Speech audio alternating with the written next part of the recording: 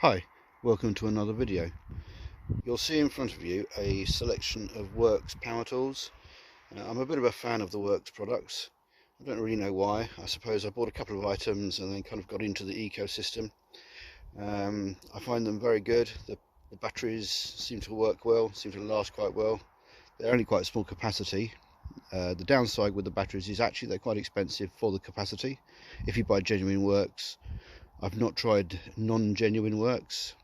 I'm a bit reluctant just in case of potential issues with them, dubious quality and stuff.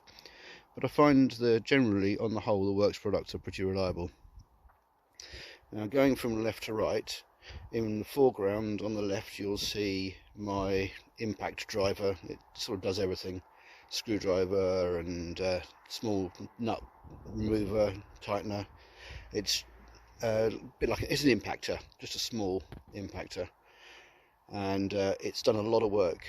Basically anything that's made of wood in my garden, it's screwed together, which is quite a lot.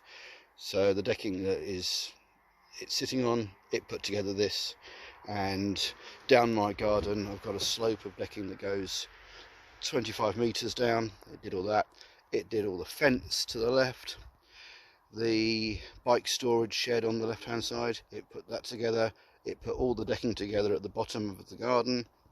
It put the summer house together on the right hand side, and there's 20 square meters of decking behind the camera as well.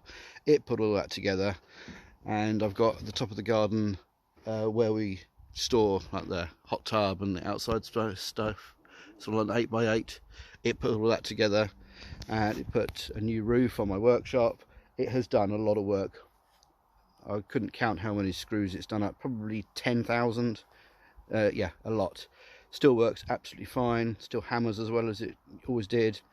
And in its early life I also used it for speed fitting and removing car wheel nuts, which it did a lot of that as well. So yeah, she's done a lot of work, and it's still working well. Touch decking wood, here we go. Behind that is a 1/2 inch drive impact gun. I tend to call them buzz guns. It's quite a standard sort of thing. It's not the most powerful buzz gun I've ever used. I think it's rated at 250 Newton meters. The speed it undoes a wheel nut torque to 120 foot-pounds would suggest it's about 250 Newton meters. It's definitely better with a full battery. It starts to lose power when the battery voltage starts to drop. But that's been invaluable. I've rebuilt several car engines with that. Obviously hundreds of wheels on and off. So yeah, it's worked very hard, and it's been a bit of a faithful tool, and again still working perfectly after several years of abuse. To its right we have conventional, I would think it's probably a 1/2 inch drive chuck power drill. It's number 3. These I've had issues with. Luckily I managed to buy a job lot for £30 each with the batteries and chargers and stuff. This is the only one that works still out of the 3 that I've bought. I've got one in a case here which is faulty. When you pull the trigger it judders and doesn't really do what it's supposed to do, and actually the little light which is supposed to illuminate where you're drilling doesn't work properly either. That flashes. The case above is sort of working. I think it's got some grit into the trigger mechanism. It's very spluttery when you first pull it up. So, but this is the only one that is currently working. So I don't know if there's an issue with the drive circuits for the motors. These are brushless, so it's not just a potentiometer type voltage control. It uses a brushless motor controller. So when this one fails, I don't know what I'll do. Probably just replace it with a bare unit, as I've got plenty of batteries. As you see, these 3 are sitting on batteries, and then I've got a selection of batteries. I think I've got 11 in total. I normally try and buy the tools with the battery, because actually there's not much difference between a bare unit and a battery. Sometimes you can get them on offer. They're about 90, 100 pounds ish. This was a little more, and I think I paid about 55 for that one with the battery. I think that was a very good deal. I generally, if I see them cheap, I'll generally buy them if I have the funds available at the time. Moving to the right, I've got my Sawzall. Love these things. I use one at work, not a Worx one, at work. I have Erbauer, which is company supplied. I use Erbauer tools because I don't know why I think they supply them because they're easily available from Screwfix. But yeah, this is mine. I bought this to do a project a couple of years ago. This isn't a brushless, it's just a brushed motor, but to be honest it makes no difference. I've cut an awful lot of firewood with it, and I think with the brushed motor it should be a little more reliable. It's got variable speed, not that you really need that on a saw, but yeah, it's quite good, it works very well, and it is quite hungry on batteries. You get about 10-15 minutes out of a 1.5 amp hour battery, and about 20 minutes, almost 20 minutes on a 2 amp hour battery. This is my newest acquisition. It's a tyre pump.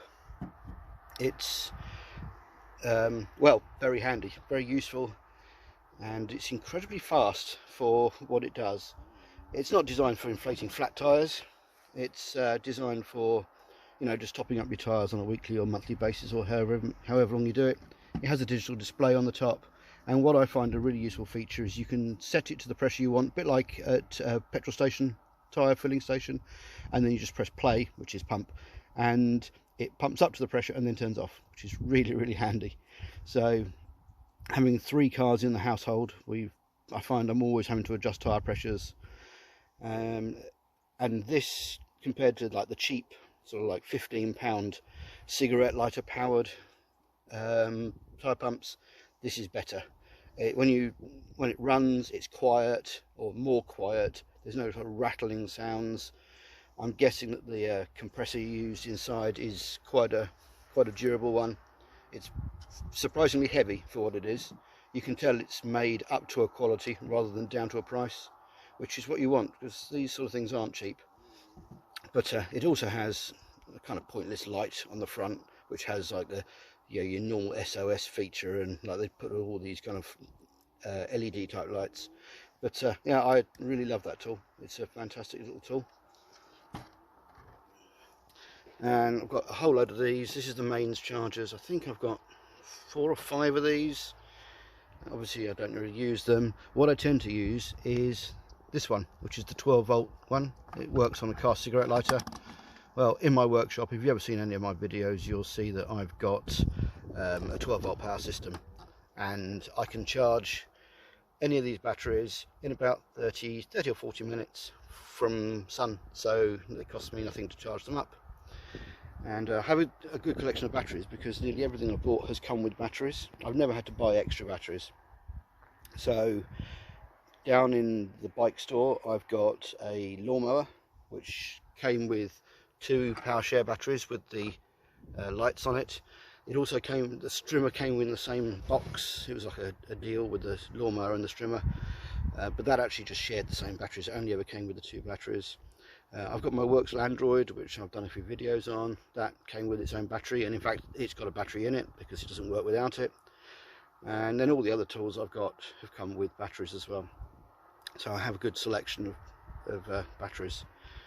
So there's just a quick overview of my work stuff. I will do videos of me demonstrating each individual one, and I think I'll start with the tyre inflator, because that's the one I use probably most often at the minute, because I've got no projects on. So I'll do a little video of that being operated, or actually I'll tack it on the end of this video. Okay, so I'm at my daughter's Fit 500. This has a tyre on the near side rear which needs pumping up weekly. It has a habit of going down. Being an alloy wheel, I suspect that the bead is leaking a bit, although they've been refurbished, so you wouldn't think so. But it loses about 4 or 5 pounds per square inch per week. So in order to use this, now I used it on my Land Rover last, so we set at the wrong pressure. Just press the on button, and the display is showing 32 psi. The figure on the left is the current setting. So to increase it, press and hold, it flashes, and you just press up. And this tyre pressure is 35. So I think you then press that one and it holds it. It does. So that is now saved. Excuse the vehicle going past. Right, I've plugged it up single-handed with two hands, because you can't do it with one hand really. I've put it onto the tyre. It's got one of these sort of lever lock type tyre gauges, tyre connectors. I prefer the screw-in type, but it is what it is. So it tells me that the tyre is currently 21 psi and we're looking to inflate it to 35. So in order to get it to go, we just pressed play.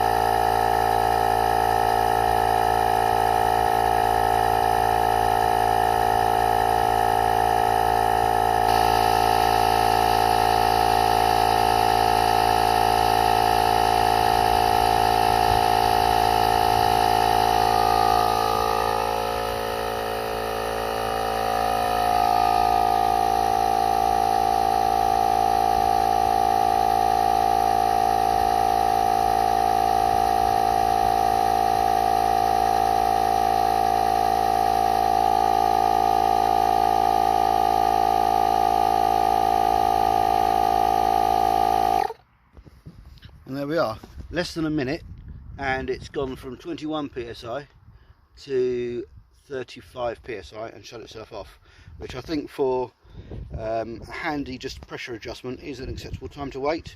It's about the same speed as what you find in a garage, you know, the ones you have to feed coins into.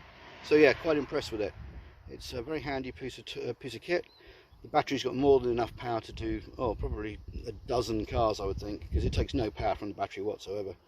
So yeah, very nice piece of kit, and I really enjoy using it. It's just making sort of weekly checks much easier. Things I don't like. To me it seems too light. It's quite easy to fall over. The feet are particularly narrow. They're actually narrower than the battery. I think if they were wider it would be more handy. Obviously it wouldn't fit in a narrow box, but I think the feet could be a bit wider, and I think a slightly better tyre connector would be more handy as well. So I prefer the screw-on type, but it's quick, and all foot pumps used to have this type of thing. But do I like this tool? Yes, I do. Yes, it's a fantastic addition to my collection, and yeah, very effective at doing what it's designed to do. So hopefully it'll last us as long as all my other tools, with the exception of the drills, which don't seem to last very long.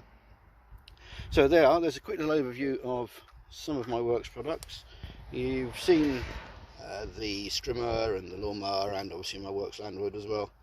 So I will in time go through all of my tools, show them all in operation. But for today, that's it. So if you like my kind of content, just give us a like and subscribe and all that sort of stuff, and I'll catch you on the next one.